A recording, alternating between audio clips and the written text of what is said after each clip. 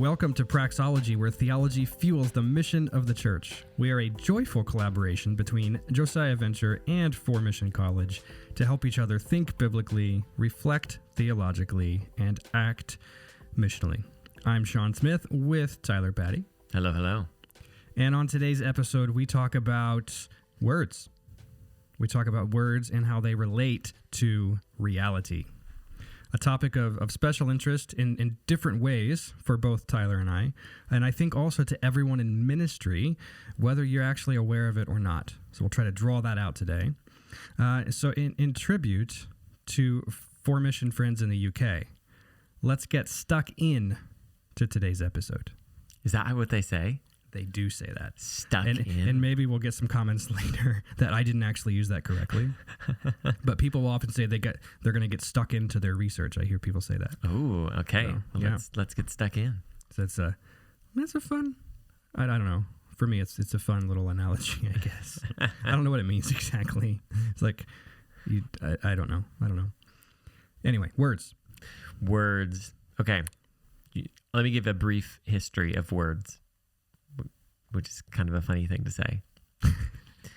Words. In the beginning. In the beginning was the word. No, language is one of the foundational things that makes us human. We need to communicate. That's how actually our social lives are shaped and formed and developed, through communication, through language. And words are a really important kind of component of that.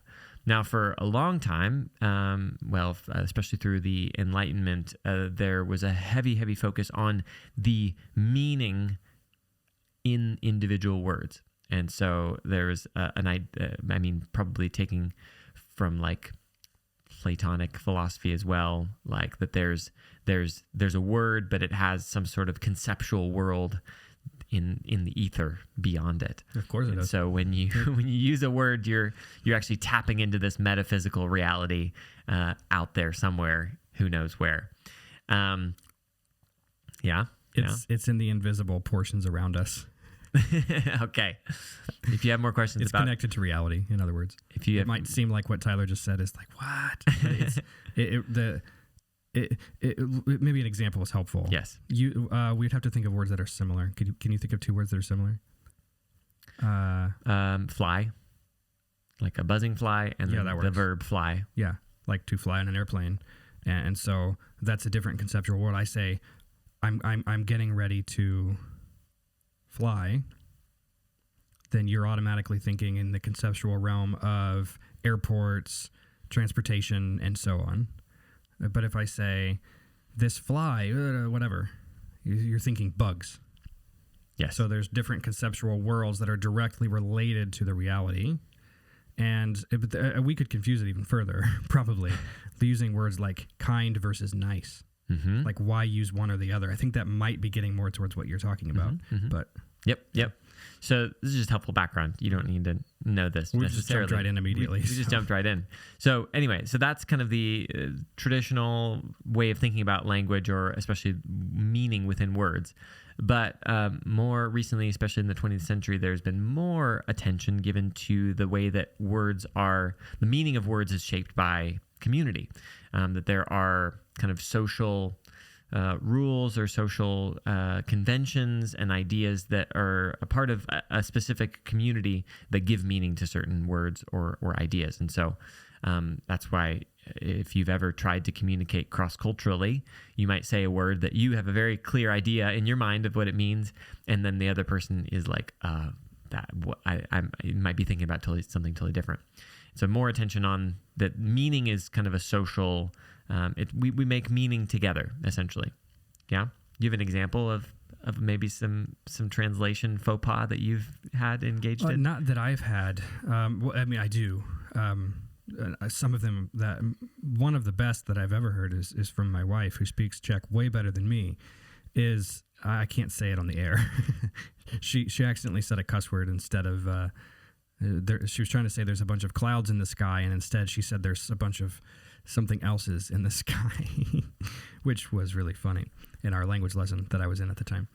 Another example, though, is we had a couple of Ukrainians stay with us in the early days of the war, and we went on a walk in in American context, might say a hike. Yeah. Just for fun, since we're playing with words. But it was a walk. It wasn't far enough to be a hike. It wasn't a whole day. And we only went to the Hall de Emma, in here in Ostrava. And I don't know, maybe 5 kilometers, 3 miles, something like that. A little bit longer. And they were with us, these Ukrainians. And they realized, I think just before this, that there are certain Czech words that they keep seeing in public that don't have the same impact on them as it does other people, like Czechs or people who understand some Czech. One word, pozor. You can say it. Yes, pozor. With proper accent, yes. And it means like, pay attention, be careful, watch out. Probably some other things, but those are the biggest, I think. And in Ukrainian, apparently that means shame. I'm sorry, Russian. I mean, their first language is Russian. So in Russian, that means shame. Shame. So we're walking on this path, and they keep saying pozor, pozor. Like everybody's always in this culture. Everybody's trying to shame us, but we were joking about it. But at first, when they came here, they were like, "Why is that word being used so much?" Then they realized, "Oh, it's telling people to pay attention." So very different. We could take that in multiple directions. Oh man, but we could. That's a good one, maybe. Yeah. That's a really good one. And you mentioned walk as well. Yeah. So there, even a simple word like walk can have a very different social meaning based on, if you're in America, you might be walking from the car to the grocery store, across the parking lot. Yeah. From the inside of your garage up 2 stairs. Yeah, that's a walk. A walk over here in the Czech Republic could be 20 minutes. It could be 3 hours. That could still be a walk. But Four Missions principal, Chris Ducker, he is on a walk right now. And how long is his walk? It's they use miles there. It's like, isn't it 300 miles? Something like that. Yeah. He's like taking 10 days to walk 300 miles. So that's a very different understanding of that one word. Very different social conceptual idea behind related to culture. Related to culture, context, community. So anyway, that's just getting that, words have meaning in a social context. A lot of work was done on that in the 20th century, but about halfway through the 20th century, there was an understanding that, hey, it's not just these words that actually convey meaning, but it's actually the words in context, words in a broader context. It's actually a sentence or even a larger utterance, like think of multiple sentences that are connected to each other. That is actually where meaning is found. And so, a way to communicate meaning would be to talk about a walk, but then to explain what you mean by that, or give it some context, fill it in. And we actually don't know what that word means until it's used in a broader context. For example, the word walk is used in Scripture as walk in step with the Spirit, which is a metaphor, but also kind of literal. But it's more of it's used more metaphorically. And so if all I say is the word walk, I'm in the metaphorical realm, or I'm in the concrete, in my daily life realm. And until there's at least a phrase, but I think most people say even sentence level is where it begins, sentence to paragraph. That's where you actually start to find the meaning of the individual word. The individual word doesn't carry as much meaning without its broader context, because it could be a metaphor or it could be real. Which one are we talking about? This is a sidetrack a little bit, so we'll come back. The metaphorical in the New Testament is depicting a more real reality than if the actual concrete words were used literally. I say that and just because it's in my head and feels like it has to come out. But we could have a whole discussion on that. Of course we could. It's only tangential to this. Yeah. But yeah. So, but we're also talking like, this is relatively recent phenomenon. It's like, correct me if I'm wrong, I think the 1950s. Yes. Yeah. With stirrings before in the 1930s, 40s maybe. And you look at like traditional, you think about maybe even the way that you learned a second language, listeners. a lot of the ways that we are taught languages are kind of in the old style of understanding of like, hey, we need to parse individual words and understand, okay, this is a verb, this is a noun, and then kind of piece it all together into a sentence. Modern, it seems to be that the more recent work being done on language acquisition is that you learn best in community, and you learn best when you're using it in a larger context, not just learning a vocabulary, not just flipping through cards and memorizing words. So this is kind of like, and you can speak to this as somebody who's learning Czech, but it seems to be backed up by some other fields as well, how we acquire second languages, as well as how we speak ourselves. So that's just also kind of a tangential thing. But where we're heading is, okay, we've moved from words have this, or kind of this weird connection to the invisible world, more to words need to be used in context, or actually in social community context to have meaning. Moving to actually it's within a larger speech that meaning is most found. It's not just about, oh, I use the right word. It's actually how we use it in context. And where we're headed now is 1950s, 1960s. There's this idea of speech act theory. So hope you're tracking, listeners. Do you want to clarify anything? I think that it's worth making a caveat, a better word for that. I can't think of another word for caveat. Caution. Yeah. Maybe a note. Yeah. Aside. We're Pause. definitely in the grammar world today. This is an aside, as if the person goes out of the stage light direct and they're on the side. They're speaking to themselves and you're only hearing it. They're not speaking directly to you. Yeah.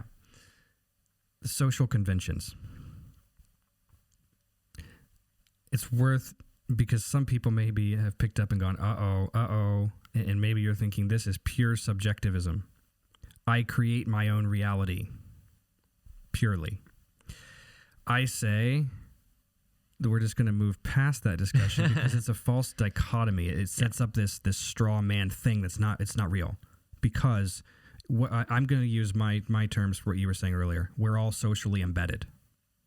We can't not language. And that's where the social conventions come in. And some like this could lead towards I purely create my own reality. However, that actually, it's psychologically, in social psychology, there's a lot that could be said there that makes it very true. But it's not pure subjective. Pure subjective would be, we can set aside, I think, what we were discussing before we started filming, the idea in some theologies of, it's not, what is it? Name it, claim it. Yeah, name it and claim it. Give an example, maybe, yeah. I declare that this is true. Sean, you are a citizen of Iceland. Cool. That'd be fun. Go visit some volcanoes. There you go. Nah, there it is. It's true because I said it. But this is used in some Christian circles to like, you are healed, or you are no longer bound by these problems, or you are a man of prosperity, of wealth, of health, of fortune, things like that. And that's not a super helpful route to go. The Spirit does work in those ways. But not in every case do I just simply say words and they just are reality. So that we can set that aside. That would be more of a pure subjectivity in a sense that could be criticized. But because of I want to play on the word convention and how that relates to the social. We can't, if you think about growing up, you don't remember a time where you didn't learn something from somebody else. Everything you say, you might think, well, it's my own thoughts. Yes and no. You form your own thoughts. They can be complex. They can be simple, but they're connected to the fact that you learned it from your parents. You caught it even in the peripheral, even in the non-verbal within your culture. And all of those things shape and form. So those things become social conventions that give parameters, I think, to our own meaning making, to our own usage of words. Mm-hmm. And so because of that, that's an objective piece. Those social conventions are, every culture has them and nobody has to say what they are. You just know that stop sign means stop. Or that yield sign, it may not look like a yield sign in another country, but in Europe, it means you just slow down. You don't have to completely stop. These are social conventions. Nobody has to say anything. Something like that one, maybe you learn in driving school. But people instinctively have this knowledge. And so because of that, we're not talking about pure subjectivity, which I think that's just important to say. Pure subjectivity is completely off the rails, like very, very liberal, as it were. And that's not what we're saying. Yeah. There is an objective piece because social conventions. Yeah. That's great. Enough said. Moving forward. That's great. That's great. So where we're moving is connected a little bit to what you just said, but in the 1950s, there was this idea developed called speech act theory that was really reacting to an idea of language as being mostly about communicating facts. Okay, so when I speak, I'm mostly just telling you things. Data download. Like I have a computer brain, you have a computer brain. I transfer my computer brain ideas to your computer brain ideas, and now you have some new information. And your body Enjoy. just knows exactly what to do with it. Enjoy. Anyway, we'll come back around to some of the kind of practical discipleship applications of that. But a man named Austin, JL, correct? JL Austin, he argued that actually we do much more when we speak than just communicate information. And he gave an example of probably the best examples are what he called performatives, where we actually accomplish something by speaking it. So it's not just communicating information, but we actually do something with our words. A great example of this is at a wedding. Sean, you've been to a wedding before, yeah?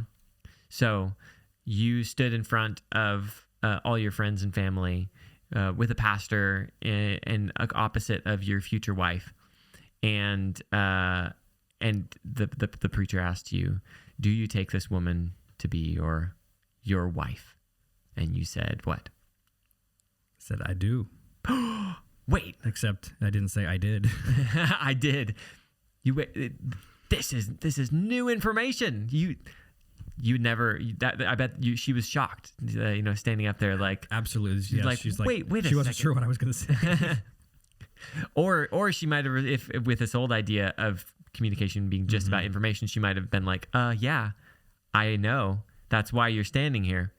But there's something in you saying "I do" that actually, in a sense, enacts a new reality that makes true what you're saying. So I do, in this moment, I do take you. I intended to take you. We've been planning this wedding, but in this moment, this is now true. I am taking you to be my wife, not you, Sean. Of course. It'd be fun if, in the conceptual realm, to imagine two people standing there and one person says "I do" and the other one simply says "I might." I might. Completely different little ethereal metaphysical world in the background. Yeah. Yep. People are shocked, and rightfully so. So this is also the same picture, but when after you give your "I do," your wife to be gives you her "I do," the pastor or preacher then says, "I now declare," or pronounce you in English, pronounce you husband and wife, or declare that you are husband and wife. Again, not new information, but there's something in him saying it that makes it then true. Of course, you signed papers, legal papers, you exchanged rings, but there's something in the saying that changes your relationship to each other. And that's what we're talking about when we're thinking about speech as being more than just communicating ideas. It's actually about somehow, in the right context, with the right authority and some other conditions, you're actually making things happen, enacting a sort of new reality, which again is not a subjective thing. I can't just say you're a citizen of Iceland because I don't have that power to do that. But maybe I have the power to say, Sean, you're forgiven. You're blessed because you're loved, and that might communicate more than just information. it might actually communicate that reality to you. In that sense, it's connecting the broader spiritual reality, the unseen, directly to the seen in the language that we use, i.e. Jesus blessing people and so forth. Yes. I.e. Why am I... I.e. For example. E.g. Well, yeah, i.e. Thus. What's the best way to say that? Anyway. Yeah. Like Jesus blessing people. Yes. Instead of just saying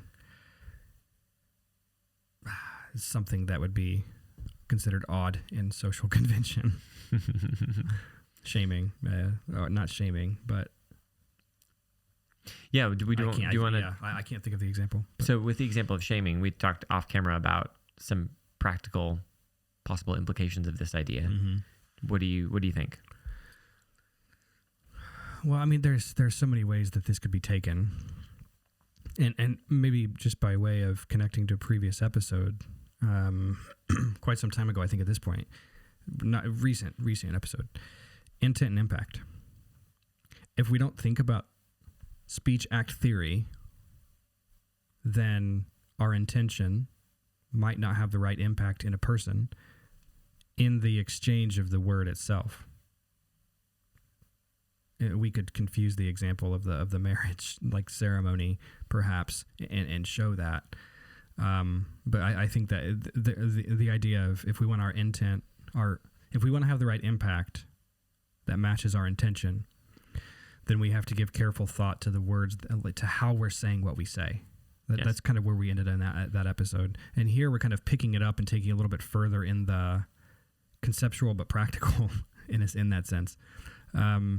And so if we want to say, well, maybe we use the preaching analogy that we were discussing from before. I'm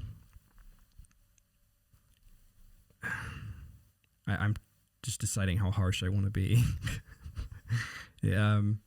A pastor who's, we think, exegetical preacher, that's not a wrong way to preach. There are different styles. That's one of many that we should use, and maybe that's another episode for the future. Walking through a passage, but constricting to the words in the passage itself, and not really expounding it, ironically, or expositing it. Making it concrete for the hearers. Yes, exactly. In the room. Mm-hmm. Yeah. So I'll go with walk, because we were talking about that earlier. So Galatians 5, walk in step with the Spirit. There's another one connected. It's sometimes translated walk also, or keep in step. It's the same idea. So I preach, and the negative, the vice list. Don't do these things. We shouldn't do these things. This, though, the fruit of the Spirit. Look, these are so wonderful. This is good fruit. And if we're planted by the right streams of living water, then this will come forth in us. So we should pray. We should read our Bibles.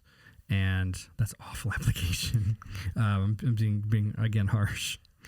That becomes what it means to walk in step with the Spirit. And so you're telling people, based on the wording of the passage, it's not wrong. We should walk in step with the Spirit. But that's restricting to the receiver. Yes. Somebody sitting in the audience goes, okay, I should, but am I right now? Okay, no. How do I muster up enough strength so that I can? And it evokes all of those kinds of internal thoughts. Well, that's not the intention of the pastor. The intention of the pastor is to be very practically concrete. They're connecting that to daily life. However, if they only said that, they're speaking in the conceptual. The metaphor is depicting a real reality, but how do you get there with the right words? And not only the right words that communicate that the right thing, that would just be data transfer, but the right thing in the right way. Yeah. And this is where maybe you can pick up a lot better than me in terms of just the idea of a blessing and a curse and so forth. But a pastor saying we should, in attempting to actually motivate people, but oftentimes that probably actually shames them internally, and they're never going to say it out loud. And so your sermon, your teaching didn't have the right impact because you're using the words should and so forth. We should walk in step with the Spirit. Yes, that's a true statement, but how do we say it with the right motivational impact so that people have the right vision? But I'll Yes. stop there if you want to Yes. pick up Great. the vision piece or the blessing curse, whatever. Yeah, so the key thing in what you said is the pastor's intention is to build up, encourage, but actually in the words he's using and the approach that he's taking that he's actually kind of doing something opposite. So it's not just about communicating the right information, but it's about asking the question, what am I doing with what I'm saying? Mm-hmm. How is what I'm saying affecting the people that I'm preaching to? And so That would be the application of the preacher in my example. exactly. Yeah. Yeah. So a different way to maybe think about it is in terms of thinking, yes, there are these truths in this passage. We do need to walk in step with the Spirit, but then thinking about number one, what are some where is my audience at? We're again thinking about these words need to be communicated in context in some sort of social environment. I'm not working just with computers here. These are people with real lives, with complex challenges and strengths, and so who am I talking to, and where might the hang up be, and how do I communicate in a way that doesn't shame them, but that taps into where they are and also into their motivations. And one way to do that is by using words to create a new reality. Basically, to kind of cast vision by painting a picture of what could be. Mm-hmm. And that's actually very much connected to the blessing and curses. In Deuteronomy, that's a very important structural piece in Moses's final sermon. It's the long sermon. And a key way that he motivates people is by saying, choose one or the other. There's this path. Let me paint it for you. Mm-hmm. There's a path to blessing, and this is what's going to be true if you do these things. There's also a path of this other path. There's a path of cursing, where you're going to experience all these things. And so there's it's painting a world, painting a reality, actually painting two possible realities for his hearers, and then saying, you choose. Which one do you want? There's a connection there to Revelation. A certain reading of Revelation, and you can't get into the weeds, but stepping way back, this same thing is happening. Are you following the beast? That's right. Or are you following the Christ, the rider on the white horse, however, whichever. And it's depicting these two realities, and the placeholders are like beast and God. And then it's creating in the wording these conceptual categories of what's going to happen if you follow the beast versus if you follow God. And so there are some curses in there, some whatever, but also a lot of blessing in the depiction of that. So in Revelation is very much the same thing. That's great. Which world are you going to choose? Yes. And then the hearers need to choose themselves. So it's not just me saying, do this, do that, you should do this, but it's actually... Yeah, it's what's different about this from our quick aside into the name it and claim it kind of approach, because there are some probably ways in which that draws on speech act theory of I want to enact a reality, and so I'm going to say something so that it's true. But that also is a little bit of me kind of overpowering you as the hearer and saying this is true, just it's true, just ignore anything else, this is true. Rather than, and this is not just a positive approach, but it actually can be this really good, complex, positive and negative approach of saying, here are some options. Here's what could be. And then giving some concrete steps for moving forward. When I was learning how to preach, in my undergrad degree, I read a book, by Andy Stanley, who I don't like as a theologian, but I like as a communicator. And he really does a good job of painting a picture of what it means to tap into people's motivations. And so there's a lot to his method that I like, but I think the thing that stuck with me most is at the end of a sermon, we're used to hearing application. So tell me what to do. Okay. Direct, 1, 2, 3. We're wrapping up. So, okay, here's your takeaway. Go do this, go do this, go do this. But he says, yeah, okay, we can still give that, but let's not stop there. And he moves to what he calls the we, moving from the you, here's what you do, to we. What would happen if this were true? If we believe these things, if we stepped into this, what might be? And he kind of opens things up and encourages preachers to paint a picture of what might be. So what would be true if we did walk in step with the Spirit? What might change? What might change in our relationships? What might change in our witness? What might change in our transformation? And painting a world that is not yet a possible world, a vision. Casting vision, creating a world conceptually, but also one that hearers can step into if they want to. So I like that. I use that a lot and find it helpful. Yeah. Yeah. I think my mind is going to the different ways of moving towards application. And I think Jesus was using metaphors, and that's why he spoke in parables. And he's doing that to get to the motivation, to the deeper levels of why we do what we do, instead of saying, you do this.